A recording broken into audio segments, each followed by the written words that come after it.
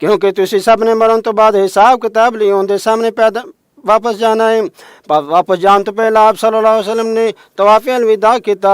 अल्लाह फरमाते ने उन्हें तुहानू चुन लिया है तो दीन विच तुहाडे उत्ते कोई तंगी नहीं रखी। तुहाडे बाप दादा तुहाडे बाप इब्राहिम अलैहिस्सलाम दा दीन है वो अल्लाह ही है जिसने तुहानू पहले भी तो इस कुरान विच मुसलमान का नाम दिता ताकि रसूल तुहाडे उत्ते गवाह बनन ते तुसी लोगा उत्ते गवाह बनो। नमाज कायम करो, ज़कात दो ते अल्लाह नू मजबूती नाल पकड़ लो। ਉਹ ਤੁਹਾਡਾ ਮੌਲਾ ਹੈ, ਉਹ ਕਿੰਨਾ ਸੋਹਣਾ ਮੌਲਾ ਹੈ ਤੇ ਕਿੰਨਾ ਸੋਹਣਾ ਮਦਦਗਾਰ ਹੈ।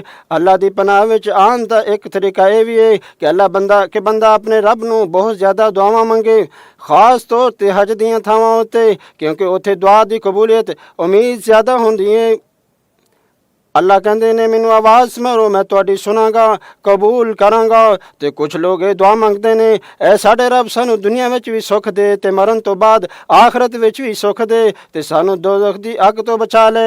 इन्हां लोकां नू उन्हां दीयां नेकियां दा पूरा पूरा फल मिलेगा ते अल्लाह बड़ी छेती हिसाब लैण वाला है। अल्लाह हाजियां दीयां दुआवां ते इन्हां दी इबादतां नू कबूल फरमा, इन्हां दे कम्मां विच आसानी पैदा कर, इन्हां दे गुनाह माफ़ कर दे। मौला इन्हां नू खैर सलामती ते वड्डी कामयाबी ते ढेर सारियां नेकियां दा तोहफा दे के सलामत सही